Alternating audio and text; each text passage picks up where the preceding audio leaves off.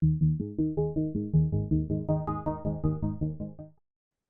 this is Frayne Olson, crop economist and marketing specialist with NDSU Extension. I'm going to be talking today about the 2025 corn market outlook. Here's my contact information, so if you do have any questions later on, don't hesitate to send me an email or try and get a hold of me on my cell phone, call or text.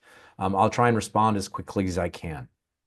This is a copy of the most recent USDA supply and demand outlook. So the column on the far right-hand column in red is the most recent information we got on December 10th. The column in the middle in blue is from last year, and the column in the green on the far left-hand side is from 2 years ago. We're going to use those as kind of a reference point. So the column on the right-hand side, every month USDA updates their forecast for both production and consumption of the major grains, not only here in the US, but also globally. Okay, so the top half of this table talks about the inflow of grain, and the largest inflow is through production. Now, we didn't get any updates for production numbers in December. We'll get the final formal numbers for production in January. So in January, USDA takes the information that was in the survey of farmers. They compare that to the information reported through FSA as well as through RMA, which is the crop insurance folks, to make sure that they have the averages for the county level as well as the statewide level data as accurate as possible. So in January, we'll get those final estimates. Right now, the market is really focused on the consumption, or how quickly are we using up our inventories of corn, which is in the bottom half of this table.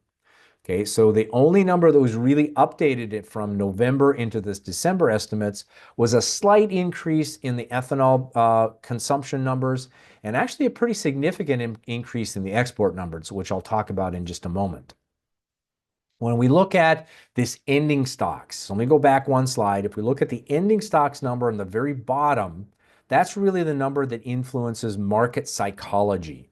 So what USDA is forecasting in the red is an estimate, right? We don't know the exact number for production. We're making an estimate on the 12-month total consumption because this is on a marketing year basis. Now notice that the ending stocks numbers from this year are very similar to the numbers we saw at this time last year. And again, those were up from about 2 years ago. So right now, market psychology is expecting that we're going to have pretty good inventories. The bins are going to be pretty full by the time we hit the harvest for 2025. We're not really worried about having corn supplies. So I want to look back a little bit further in history. So the blue bars are the numbers that I want to focus on. So that's the stocks to use ratio. So we're taking the ending stocks numbers, the ones I just showed you in total bushels, we divide it by total consumption, and we get a percentage or a ratio number. Okay, so that's what the blue bars. We can compare this over time then on an equal basis. Now, typically, what we see is when those blue bars are really big, that represents a lot of corn inventory. So the bins are full coming into harvest. If the bins are full coming into harvest, nobody's really worried about supply chain problems. We tend to have lower prices with very stable prices. It doesn't mean the prices aren't bouncing around. It just means they're more stable than we would normally see. On the flip side, when the inventories are very small, when those blue bars are really small, we tend to have very high prices with a lot of volatility because essentially you're coming in with very little inventory. The bins are almost empty. And when that happens, the markets get very anxious and very nervous and jittery. So any new piece of news or any change in our forecast or expectations can have really big market responses. So let's double check this theory that I have, or at least this proposition that I'm making, that when the blue bars are relatively small and we have we have really tight inventories, we tend to have high prices with very high volatility versus in contrast, when we have big inventories, when those blue bars are larger, we tend to have lower average prices with less volatility. Okay, so this graphic goes all the way back to 1990. And this is a graph of the futures market prices going back to 1990. Now, that's not been adjusted for inflation. So if you notice that spike that we saw in 1996, that was in 1996 dollars. It takes a lot of work and time and effort to be able to convert all of these numbers and adjust them for inflation. So I just want to look at a couple time periods here that were of key importance. So let's look at this 2010 through about 14 time period. Very high prices, a lot of price volatility.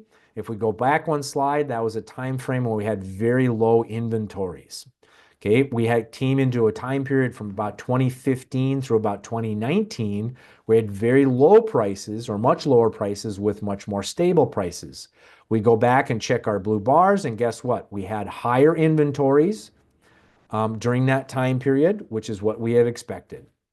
And then all of a sudden, we got into this 2020 through about 2023 timeframe. We had much higher prices with a lot of price volatility. Excuse me. And then, of course, we had lower blue bars, meaning our inventories were very tight. Now, this red line, which is the current USDA forecast, is very similar to the inventory numbers we saw last year. Okay, and if we look at our graphic here, we're seeing kind of the same things. It looks like we've determined or kind of within a trading range of prices. And so right now today, the market's not worried about corn inventories. We see lower prices, so we would expect lower price volatility. So it's going to take some really big news or something really important in the marketplace to get prices to go higher or move significantly higher from what we see today. So we're going to talk about what that means for marketing plans, as well as what are some of the things that might cause that shock or adjustment in the marketplace. So right now today, as I mentioned, we're not concerned about the production numbers. We're really focused on the consumption numbers. So how do we use up corn? We've got three big categories. The first one on top is the blue bar, which is feed. So that's the whole corn been run through a combine that goes into the livestock sector. So that'd be feeding not only beef, but also pork and chicken or poultry specifically, as well as some small amounts that go into aquaculture. Okay, now that's a really big number, but it stays relatively stable. We don't get a lot of shock value out of sudden shifts in demand from livestock. It takes us a while to adjust the herd size. It takes us a while to adjust some of the feeding regimens. And so even though it's a really big number and livestock chew up a lot of corn every day and every week and every month, that number stays relatively stable. Same with ethanol. Okay, it takes a while to build a new ethanol plant. And the amount of ethanol that we consume every week and every month really doesn't vary a lot, other than maybe some seasonal patterns, but we expect those seasonal patterns to appear.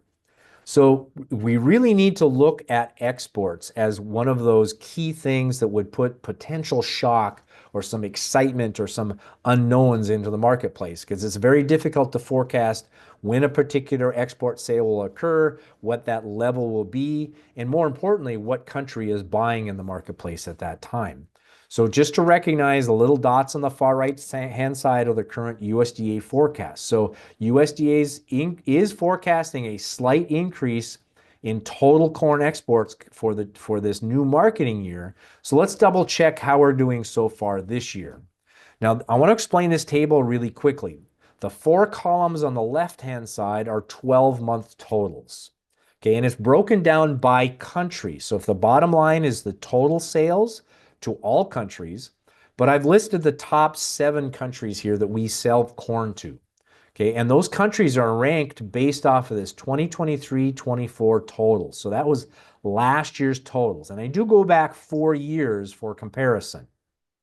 So typically our number one export destination has been Mexico. And usually Japan is our number 2 customer. And at least for the last several years, Colombia has been our number 3 customer.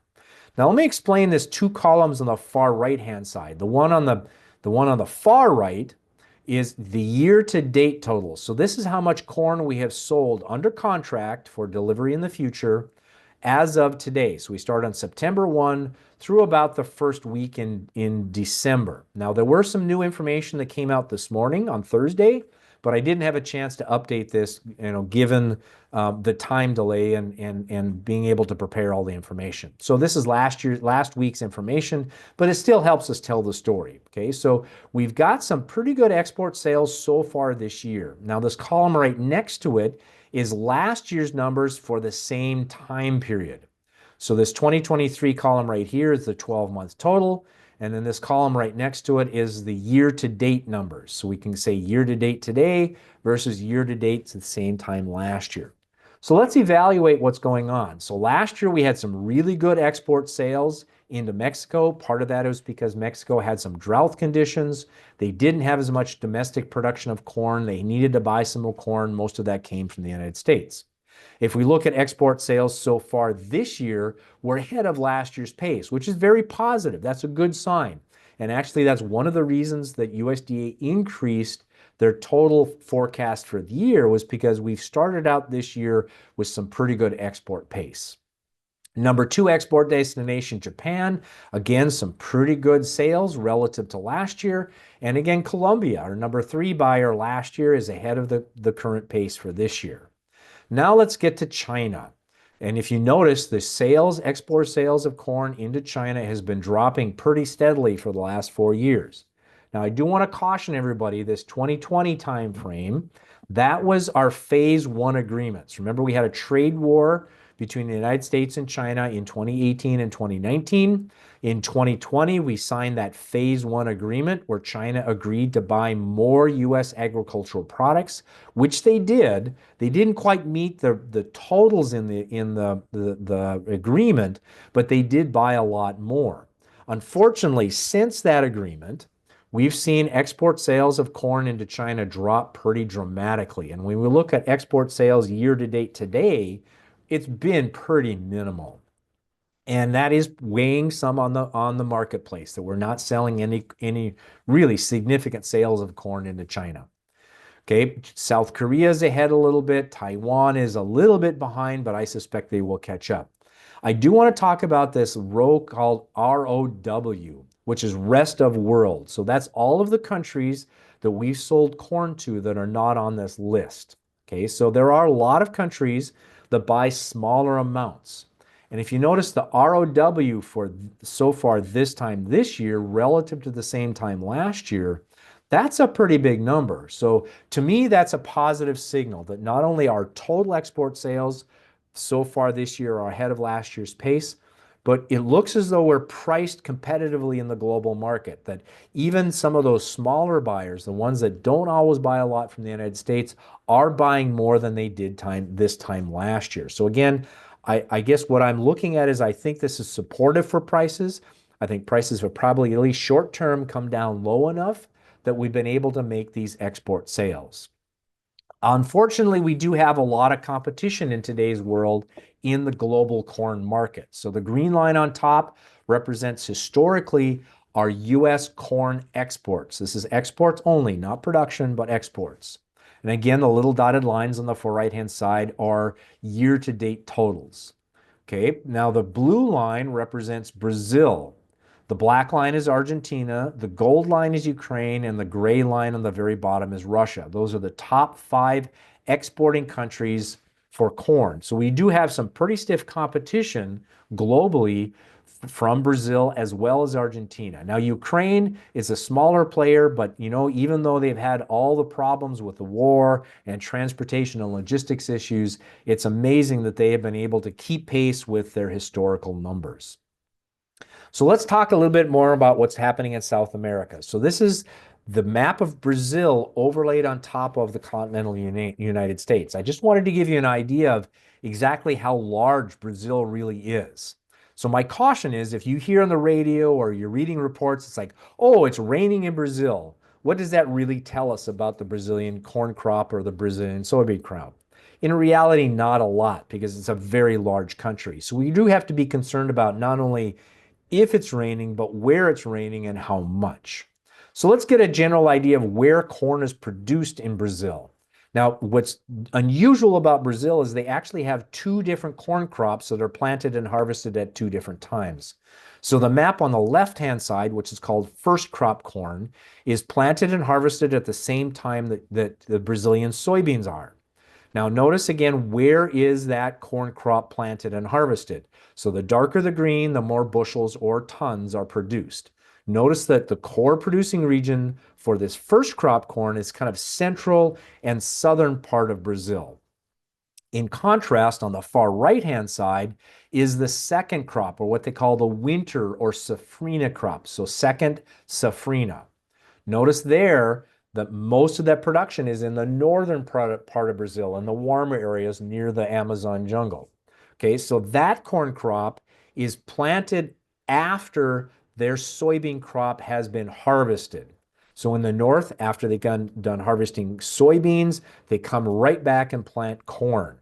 So that corn crop hasn't been planted yet, but the corn crop on the left-hand side is being planted and starting to grow as we speak.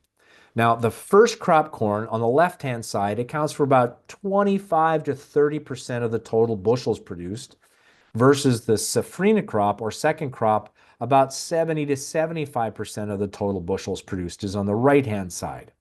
Now, the reason the first crop corn is so important, again, that's planted and harvested at the same time as soybeans, is most of that corn is produced very close to where their big export facilities are in the south. So it's very easy to get the corn produced in the south, delivered to a port and onto an ocean vessel, and enter the international markets very, very quickly. So right now, the market is really focused on this first crop corn, which is in the southern part. Now, the second crop corn, which has not been planted yet in the north, some of that can be exported, but it's logistically a little bit more difficult. It's more expensive. So, and we won't be talking about that second crop corn for several months yet. So let's look at soil moisture conditions. This is a soil moisture anomaly map. So what we're looking at is what's the soil moisture conditions today, the ones that are observed today, relative to what we would normally see this time of year. So if it's white, it's very normal. It's about average. If it's green, it's above average soil moisture. If it's red or brown, it's below normal soil moisture. So notice that, again, in the southern regions where most of this first crop corn is being planted and growing, pretty normal weather conditions, or soil moisture conditions, excuse me. There is this region in Mato Grosso do Sul that is on the drier side, and we are watching that, especially for soybeans, but also for corn. But the longer term forecast is for this region to be able to get some moisture coming up pretty soon. Another way to measure kind of what's happening from a crop condition standpoint is to look at this NDVI, or Vegetative Health Index. Okay, so again, what's happening is we're taking satellite imagery, we're taking photographs of the crop or the vegetation. It could be not only cropland, but pasture land as well. And we're saying, well, how green is the crop? The idea is that if it's nice, dark, rich green, it's probably the plant is in good health. If it's a lighter or pale colored, it's probably under some kind of stress. And once again, this map is what is the greenest of the crop today relative to what we would normally see at this time of year. So if it's white or grayish color, it means that it's on average or normal. If it's green, it's above average soil health or crop health conditions. If it's brownish color, it's below average crop health conditions. So notice again in this southern region where we're focused on this first crop corn, it looks pretty average to slightly above average. So Brazilian crop right now, pretty good condition. What about Argentina? So Argentina is a smaller country geographically. It's a very long country, but it's not as wide, as broad-based as Brazil is. Where do they grow corn in Argentina? It's a much more concentrated production region. And that production region is where they plant both corn and soybeans. Argentina does not have a double crop or two cropping system. So they're planting and harvesting corn and soybeans at the same time. This is that core production region that we're focusing on. When we look at soil moisture conditions, again, very normal for this time of year. And again, the corn crop as well as the soybean crop is being planted now as we speak. What about vegetative health? There are some areas here, let me go back a little bit, in this Cordoba and Buenos Aires region that are seeing a little bit of dryness, some stress within the crop that is currently growing. But again, it's relatively small. It's just coming out of the ground. I'm not going to put a lot of weight on this map right now, but it is something that we're going to have to watch and monitor as we move forward in time. So what does that all mean for prices and marketing strategies? This is a graphic of the current corn market futures. We're using the March 2025 contract. This is the one that the elevators and the ethanol plants are using to price today's corn crop. Now, the black line is the actual futures for each of the different trading days. The blue lines are those support and resistance levels. So those are psychological barriers. And the reason I use those is those become some important pricing points. So let me explain this logic really quickly. As prices start to increase, we tend to see more sellers enter the marketplace, and the volume of selling starts to pick up and increase. And at the same time, as prices go higher, the number of buyers and the volume purchased start to drop off. So prices will continue to increase as long until the number of sellers, the amount of sold, starts to overwhelm the number of buyers or the amount that's purchased. The same thing happens on the way down. So as prices start to fall, we start to see the number of sellers and the volume of sales start to decrease, and the number of buyers and the volume of purchasing start to increase. So as the purchasing starts to outweigh or overwhelm the amount of selling going on in the marketplace, we see lows starting to put in and some turning points. So these become psychological barriers. So how high, if we start to get a rally, how high will prices go before they start to tip over? And we look back historically at these benchmarks to say, well, these are some key pricing points we've seen in the past. So let's look at where we are today. So this is the close of markets on Wednesday. So this is Wednesday's close. And we look at where that 443 is where it closed yesterday. All right, 452 is the most recent high. And notice we came really close to that, about 451-ish. Recently, about a week ago. We did see that spike or a higher price in October, but we really haven't seen anything above those levels since last July, which is quite a while ago. So here's the marketing strategy I'm recommending. Is that right now today, when you have time to think and do some planning, you start saying, okay, at what pricing point would I be willing to sell more? You don't have to sell the whole crop, but we are going to have to start chipping away at these and make sales as we get to these upper ranges. What I recommend is that you try and pick those pricing points, contact a local elevator or an ethanol plant, or you work with a broker on the futures side and say, at this price, pick the price specifically, I'd be willing to sell more, because you're not fast enough to chase the markets. By the time you realize that markets are in a rally and that we've reached a high pricing point, we've already gone past that. And so it's very hard to sell into a down market. So what I recommend is pricing those ahead of time, putting in the quantities and the pricing amounts, and as the market starts to rise and reach those points and those sales triggers, at least you make some sales. Okay, so again, it's not a perfect strategy given today's marketplace and the fact that it's going to take a lot of work to get any kind of major lift into the marketplace. We're just going to have to keep chipping away at it. So I hope you found this valuable. I'll be happy to try and answer any questions that you have. Please don't hesitate to try and reach out and contact me if you do have anything that you'd like to visit about.